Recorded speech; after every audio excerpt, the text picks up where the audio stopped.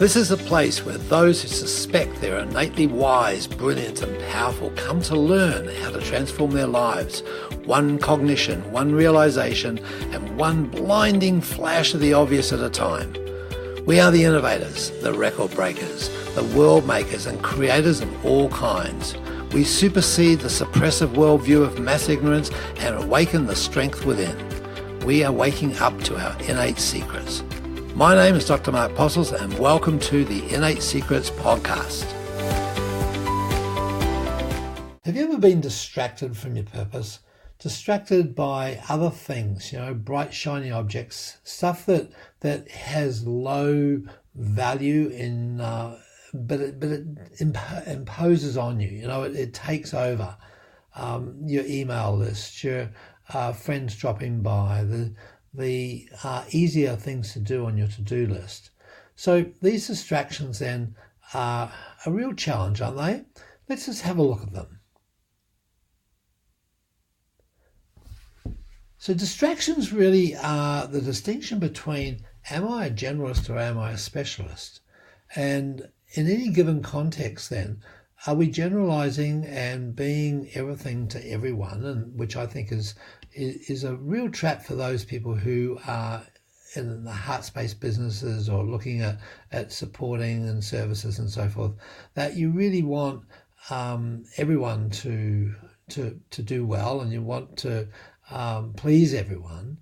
But that's not really what happens when you are there to bring about your purpose. If your purpose happens to be running contrary to what that particular person's needs are at the time. So, there's a challenge here as a generalist where you're looking at helping everyone, and the role of a specialist that is very focused on an outcome. And that's not to say that we are best served by being really hardcore outcome driven either. So there's a balance between the two.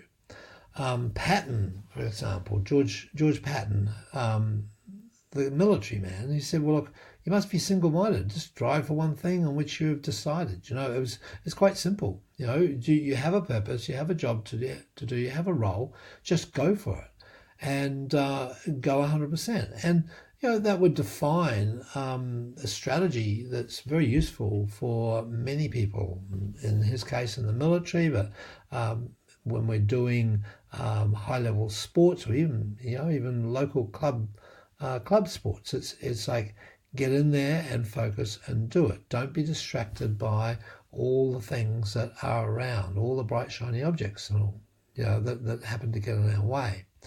And so that's a constant challenge, and it's about being disciplined enough to allow yourself to take your purpose and follow the purpose, but at the same time be flexible enough to have yourself open to firing your quadrant one part and enrolling the possibilities and the probabilities that are all around us.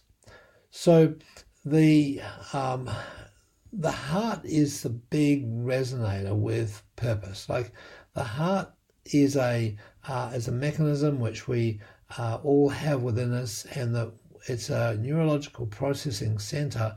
And when we get excited by something, when we have a vision of possibilities, and we start to resonate with our purpose in that context, then the heart really gets excited, and it becomes a very active organ in a purpose-driven life. So Stephen Covey said how different our lives are when we really know what's deeply important to us, and keeping that picture in mind, we manage ourselves each day to be and do what really matters most. And so this is really the key on this one. It's almost like back to front to what Patton was saying, that when we're really passionate about something and our heart is fully enrolled in it, we don't need the discipline of mind to do the thing, to do the purpose, because we're so enraptured in it, we don't have to make ourselves do it. It's there, and it's in the words of Sai Baba, it's like you're seeking joy and peace in far off places, but the spring of joy is in your heart. The haven of peace is in yourself.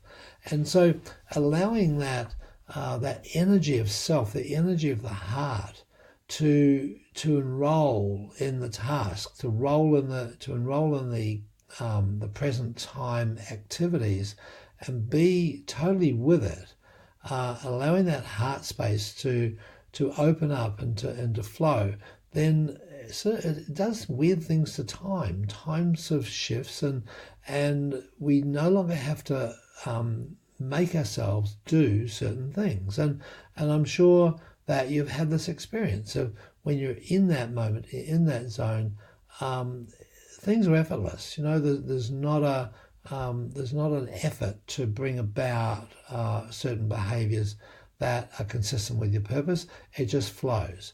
And so that's the objective here, I think, is for us to wherever possible and train ourselves to become one with that heart essence, so that we're doing what we love and we're loving what we do, and it is all in the present. And that then allows us to release ourselves from the discipline of having to be in a certain way and conduct ourselves in a focused way. Because focus then can be, and there's a paradox of it, is focus, instead of being narrowed down, can be softened and widened, so that we have a focus which takes in everything, rather than a narrow focus which excludes everything, just to keep us on track and on our purpose. So, I think the higher level of purpose is a focus that's soft and gentle and surrounds us, and we immerse ourselves in it. But we're so passionate about it, we stay in it, and we are really productive. And it's like when I'm writing, for example, I can sit there trying to make myself get underway with a given thought, and a given article maybe, and it just doesn't seem to come. And then by giving some appreciation, some gratitude for what is, that every little thing that's around me right now, the blades of grass, the little fly on the window in front of me, the energy of the birds as they're flying around, looking at the things that I'm grateful for, all of a sudden starts to kick me into a mode of being able to express, and then roll out what I recognize as is partially my purpose. It's, I say partially because who knows exactly what our purpose is, but when we know that we're on track, we know we're heading in the right direction, we're consistent with the values, and we are producing outcomes that are significant in our life for the impact we want to bring, then it could be considered to be a significant part of purpose. So, as it's about knowing that we can do anything in life that we set our minds to, provided it's empowered or powered by our heart. And our heart then will drive us in this direction, and we can make distinctions about our purpose as we go. So, we'll talk a little bit more about this in terms of purpose, because it's not this, done and dusted thing, do it and tick it off the list and move on. It's a process that we do, and we start to recognize the purpose, maybe in retrospect, so that the thing that we can tell about purpose is that when we're in it, we're moved, and that movement within us resonates with our heart, and our heart will tell us. So be aware of that. Just listen to your heart and know when you're in purpose, and when you're being totally immersed in your focus, which could be that big awareness that's all around you, rather than making yourself do what you've got to do to get a certain outcome, and supposedly be in touch with your purpose. So, I know it's a little bit back to front on this one. There's a paradox here, that the less we try and be on purpose, the more we can be on purpose, as long as we allow ourselves to be immersed in the energy of our heart and the gratitude and the appreciation that goes with that when it's in a peak state. So think about this, play with it, notice what you do relative to your state of purpose. Let us show you how to fire your brain in ways that serve you so that you can be confident, connected, and bring joy and passion into what you do every day. Get a free copy of my book, The Innate Model. Go to theinnatemodel.com/free book.